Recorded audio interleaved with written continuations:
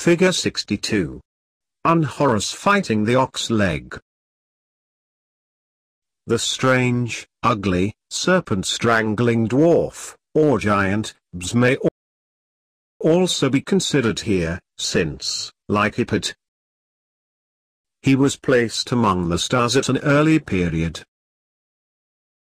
He has the ears, mane, and tail of some wild animal of the cat tribe, from which he seems to derive his name, although the artists are often uncertain whether these details do not belong rather to a detachable skin. In the stellar mythology, he appears to correspond to the serpent-strangling constellation of Ophiuchus, or Serpentarius, of the classical world. Figure 63. Old types of Bs from the 12th and 18th dynasties. If we may judge from the numerous pictures of Bs among the amulets, very rich mythology must have attached to this strange personality. But since it flourished in oral tradition only, it is left to our fancy to guess the stories according to which, for example, he was so fond of dancing and music that he became the patron of these pleasures, as well as of other female arts like binding flowers, preparing cosmetics, etc. Figure 64. Bs with flowers. He not only strangles or devours serpents, but also catches boars, lions, and antelopes with his hands. His image on the wooden headrests for sleeping, or over the door, etc. keeps away not merely noxious animals, but also evil spirits. Representations of him in Roman times as brandishing knives or as a warrior in heavy armor. Plate 10(2) seem to show him in this same protective function. Figure 65. Bs drinking. The long dresses of his beard and hair, and the leopard's skin which he wears, originally, as we have just seen, a part of his body, as well as the feather crown which adorns him, from the 18th dynasty, might, indeed, be considered as analogous to the dress of the red and brown African tribes on the Red Sea, but we ought to know more about myths speaking of dwarfs in the south and about certain dwarf-shaped gods of the earliest period, whose models seem to be unborn or Ashitic children. To understand these and other connections. Figure 66. The female Bs. The earliest similar dwarf divinities of both types are usually feminine. The nude female Bs, probably called Biset, appears not only in the latest period, when we find a male and female deity of this type among gods whose prevailing character is stellar,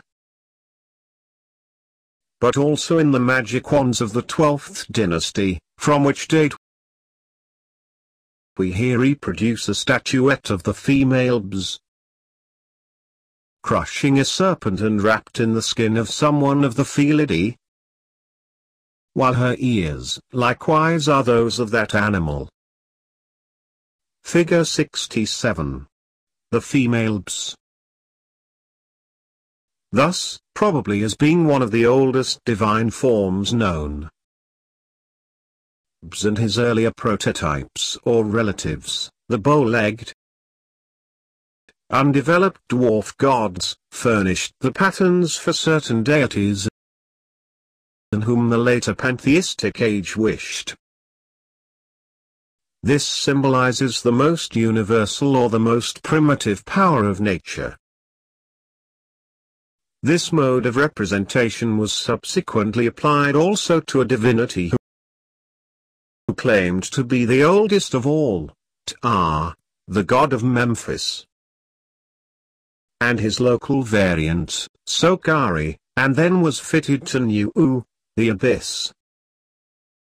When he was identified with Ptah-Sokal as the primeval god, and with Khepri, the sun while still unformed.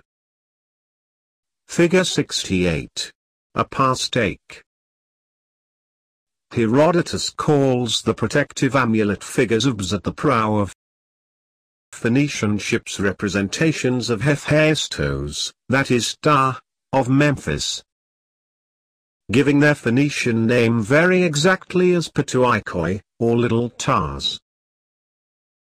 The dwarfed, infantile, or even embryo-like representation of these gods then appears to have been understood as symbolizing the beginning of all things. Tearing up and devouring serpents, which probably seemed symbols of primitive hostile powers, they later transition to Bs. Some of these speculations may also lead back to the idea of Bs as guardian of the young sun, while others seem to have been earlier. Figure 69. Lost stellar divinity. The same fate befell a strange mythological being, a leopard or lion with an enormously long, serpent-like neck which occurs very frequently, often in pairs, on the prehistoric monuments, then appears for a short time on the magic wands of the Middle Empire, and finally vanishes. The special interest of this lost divinity is that it has exact analogies in the earliest Babylonian art. Some solarizations, on the other hand, appear only later. The age and the true estimation of the value of these stellar speculations are often uncertain. Figure 70. The East and West Winds.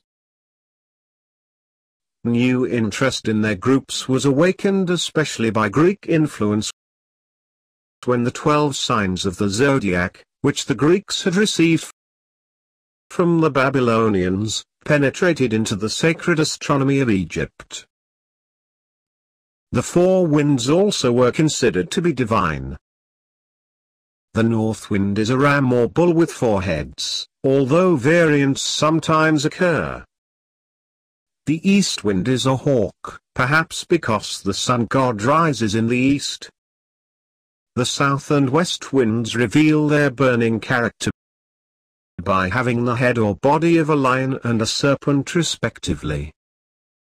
Figure 71.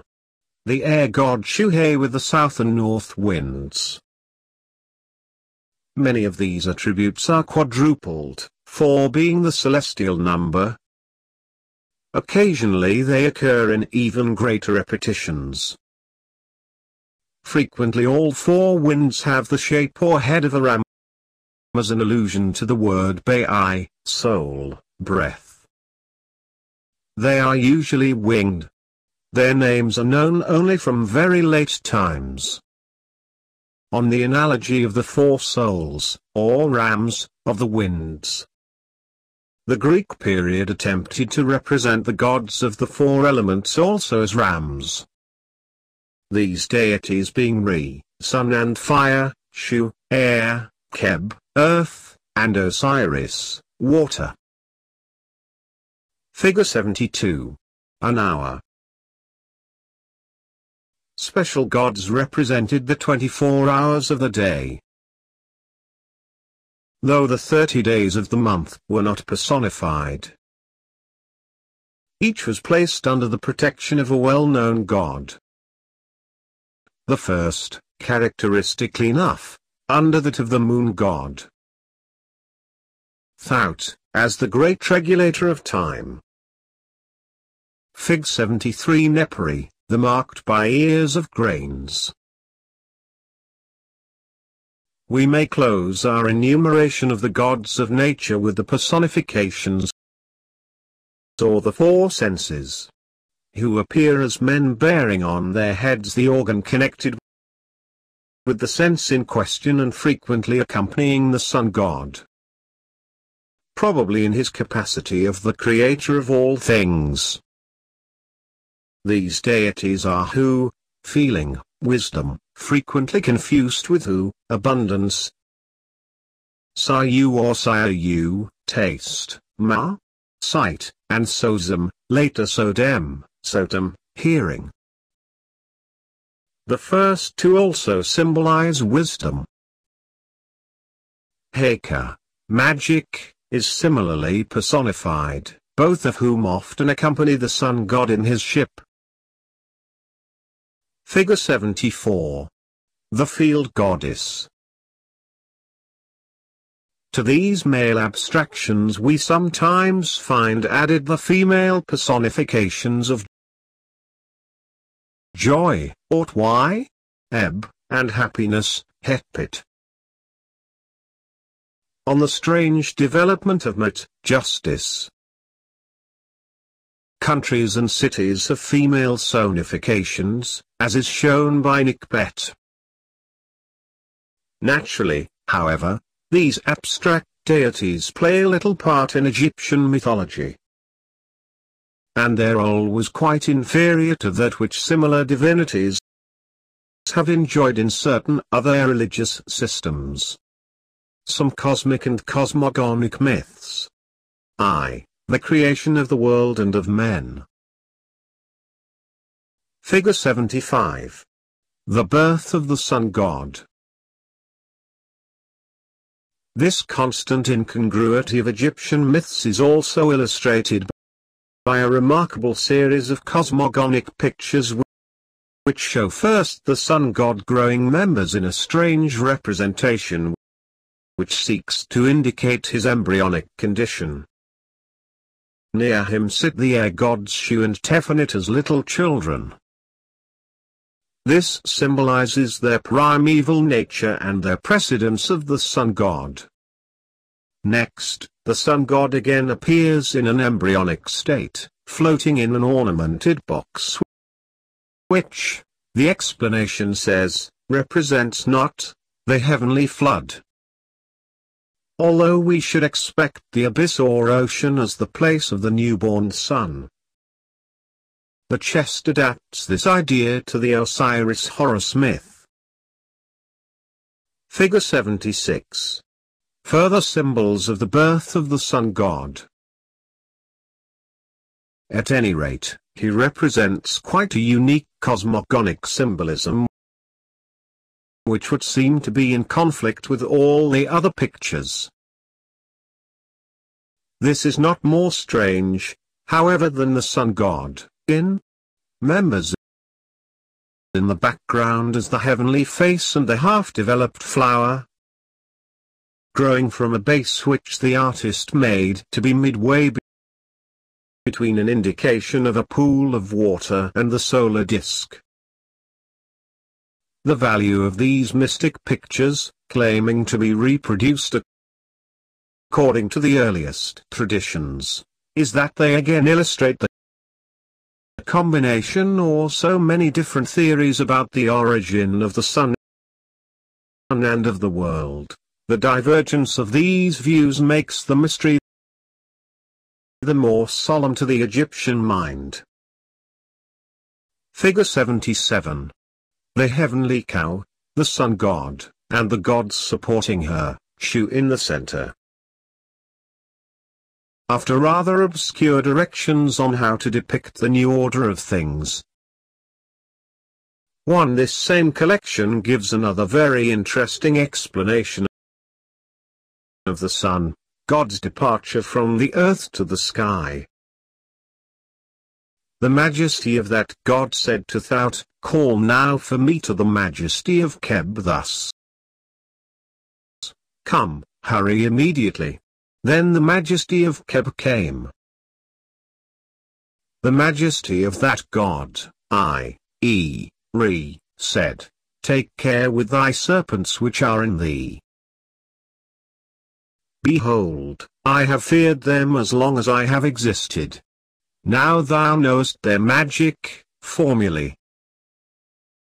Thou shalt, therefore, go to the place of my father Nu and shall say to him, guard against the reptiles inhabiting land and water, and thou shalt make a magic writing for every place of thy serpents which are there, saying namely, guard against playing any tricks. They shall know that now I shall give light to them. But behold, they belong to thee, my Father, who is on this earth forever. Beware now of these sorcerers, skilled with their mouth. Behold, the god of magic, himself, is there. Figure 78. Thout in ibis form, twice, with Shu and Tephanet as the two lions. Later came Nu, the one without eyes, to this district as a lion, great of strength, to avenge his father again. Then came Tephanet to this place with her brother Shu when she came from Bugem. This returning goddess is then identified with Hathor and with the terrible Sekhmet, the destructive solar force. We have, however, no early connection of this myth with the revolution of sinful men, to which allusion is made in various myths already studied, especially in the tale of the moon's installation as ruler of the night. Even in the late legend just quoted, this association looks feeble and secondary. The old hymn of the creation refers to the myth of the lost eye in another way. The eye follows Shu and Tephanet into the abyss to bring them back. But later these air gods themselves make the eye return from that place. In either version, Tephanet and the sun's eye are differentiated. Although it is difficult to say whether this was the earliest form of the story. Figure 79. Thout greets Tephanet returning from Nubia. The ancient pyramid texts have, for the most part, only indistinct allusions to the sun's eye, which is born every day, as a fiery asp, to this form of the single or double eye of the sun. Although even they begin to connect it with the struggle between Horus and Seth. Thus we have mention of the asp proceeding from Re and of the asp, of the royal crown,